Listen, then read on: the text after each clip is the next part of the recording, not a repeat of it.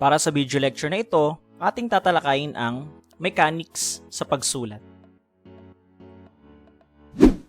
Ang mechanics sa pagsulat ay tumutukoy sa mga tiyak na lituntunin, teknik, at kasanayang teknikal na dapat isaalang-alang ng isang manunulat upang maging malinaw, organisado, at epektibo ang kanyang akda. Ito ang bumubuo sa teknikal na bahagi ng pagsusulat na higit pa sa nilalaman.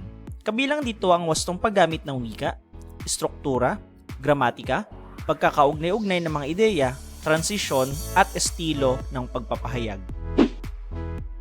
Ang mechanics ay hindi lamang tumutukoy sa forma ng pagsulat, tulad ng spelling, bantas at baybay, kundi ito rin ay nakatuon sa mas malalim na koneksyon ng mga bahagi ng sulatin upang makamit ang coherence at cohesion, lalo na sa mga mas mataas na antas ng pagsusulat gaya ng sanaysay, reflektibong papel at pananaliksik.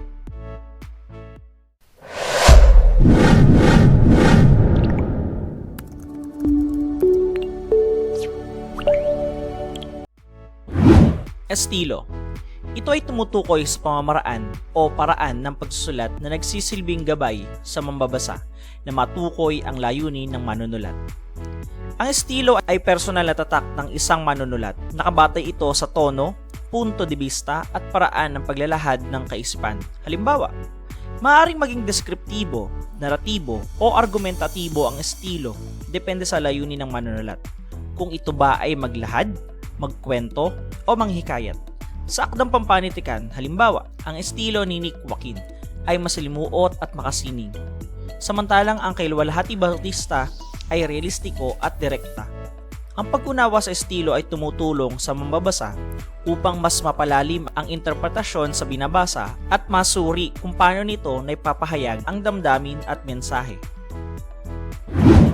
Diksyon. Ito ay estilo ng pagsulat na tumutukoy sa pagpili ng salita na gagamitin ng isang manunulat. Maaaring gumamit ng mga salitang formal o hindi formal ang isang manunulat ayon sa konteksto o pagpapakahulugan nito. Ang diksyon o word choice sa Ingles ay malaking impluwensya sa tono at bisa ng isang teksto. Ayon sa mga dalubhasa sa wika, tulad ni Dr. Virgilio Enriquez, ang epektibong diksyon ay dapat tumugma sa layunin ng manunulat at antas ng kanyang mamabasa. Halimbawa, ang paggamit ng formal na wika ay angkop sa mga akademikong sulatin at opisyal na talumpati. Samantalang ang di formal o kolokyal ay mas mainam sa malikhaing pagsulat o sanaysay na personal. Bukod dito, ang wastong diksyon ay nakatutulong upang makaiwas sa kalituhan at mas maiparating ng malinaw ang nais pahiwatig ng may akda. Kohesyong gramatikal, cohesive devices. Ito ay tumutukoy sa mga salitang nagsisilbing pananda upang maiwasan ang pag-uulit ng mga pangalan o salitang gagamitin sa pagpapahayag. Ang kohesyong gramatikal ay haligi ng organisasyon sa pagsulat. Ito ay nagbibigay ng daloy at lohikal na pagkakaugnay ng mga ideya sa loob ng teksto. Ayon sa mga linguistiko gaya ni Halliday at Hassan, ito ay mahalaga upang maging coherent ang isang sulatin. Ibig sabihin, hindi lamang basta sunod-sunod ang mga pangungusap, kundi may ugnayan ang bawat isa sa kabuuang mensahe. Pagpapatungkol, reference. Paggamit ng panghalip na tumutukoy sa mga nauna o nahuling pangalan. Isa itong bisa na hindi lamang gumigising sa damdamin kundi nagpapaisip sa mamabasa kung paano siya makakatugon o makikilhok sa pagbabagong panlipunan. Anapora, panghalip na ginagamit sa hulihan bilang pananda sa pinalitang pangalan sa unahan. Halimbawa, ang mga bulaklak ay sadyang mahalimuyak. Ito rin ay nagbibigay kulay sa ating kapaligiran. Katapora. Panghalip sa unahan bilang pananda sa pinalitang pangalan sa hulihan. Halimbawa, siya ay isang mahusay na atleta. Si Heidelin Diaz ay kampiyon sa larangan ng weightlifting. Ang paggamit ng anapora at katapora ay nagsisilbing teknika upang hindi paulit-ulit ang mga salita at upang mapanatili ang ugnayan ng mga ideya. Ito rin ay nagpapatibay sa kakayahang makasunod na mambabasa sa takbo ng diwa sa isang talata. Ellipsis. Pagtitipid sa pagpapahayag, mga ibinabawas na bahagi ng pangusap nang hindi makakaapekto upang maunawaan ang ideyang nais iparating. Halimbawa, tumakbo si Ali ng 10 kilometro at si Alan naman ay 5. Ang ellipsis ay karaniwang ginagamit sa mga formal sa naysay at talumpati upang gawing matipid ngunit malinaw ang pahayag.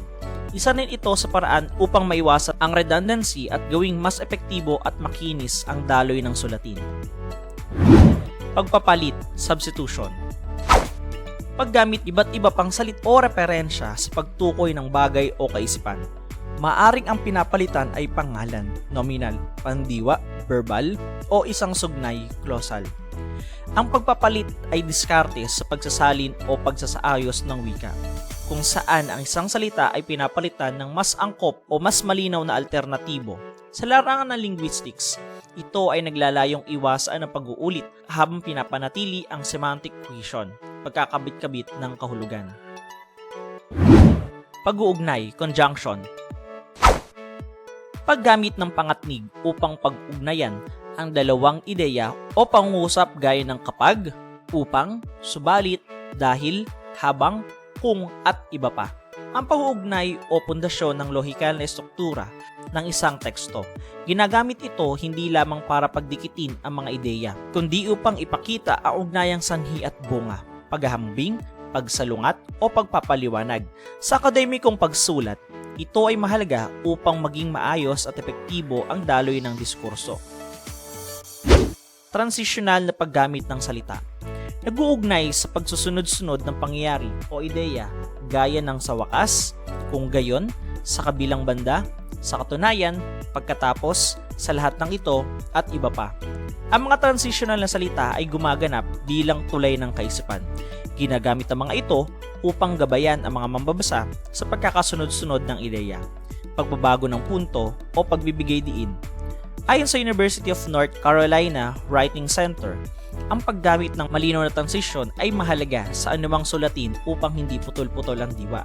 Ito ay lalong mahalaga sa pagsulat ng sanaysay, pananaliksik at reaksyong papel kung saan kailangang mailahad ang mga ideya sa lohikal at maayos na pamaraan. Maraming salamat.